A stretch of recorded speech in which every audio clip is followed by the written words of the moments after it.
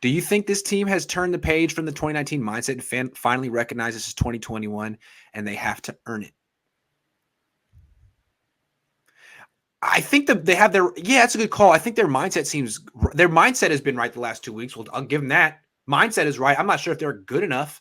I think they're probably going to make the playoffs, but then they're going to have to either beat Tampa on the road or Dallas on the road or Green Bay on the road or Arizona on the road, and that's tough. But I think their mindset's right so far.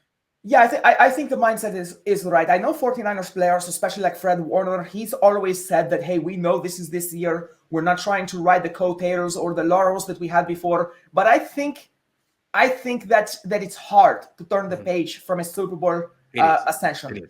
It is. And I think, honestly, I would give this to Fred Warner. I think he's capable of turning the page immediately. He is a different kind of mind for a football player. As for the team, the coaches, that's the number one thing. Can the coaches realize we're going to have to change things up? We're going to have to be accountable. We're going to have to make new game plans. We can't just go out there. I'm Kyle Shanahan. You will lose. I think that mentality has worn off, but that's what 4 games of losing will do.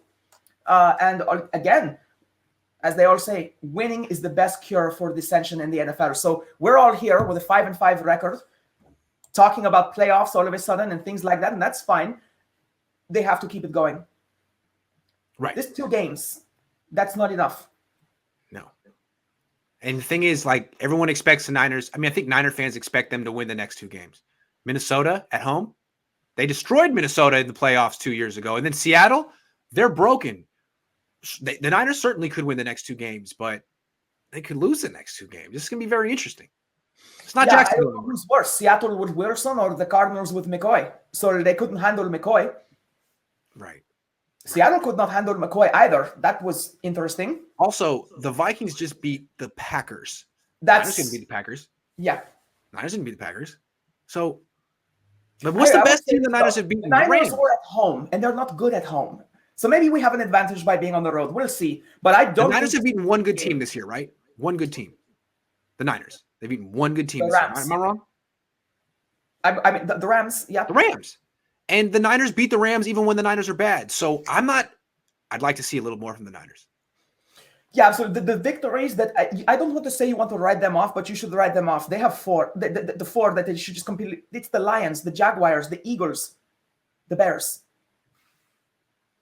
It'd be a big problem if the Niners lost any of those games. A big problem. Yes. The Niners lost to the 3-7 Seahawks.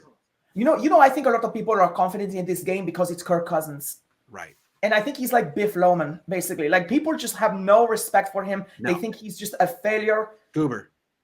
Yeah, and I'm not a huge Kirk Cousins fan either, but he has a lot of weapons around him. He'll throw deep, I do have respect for the coaching staff.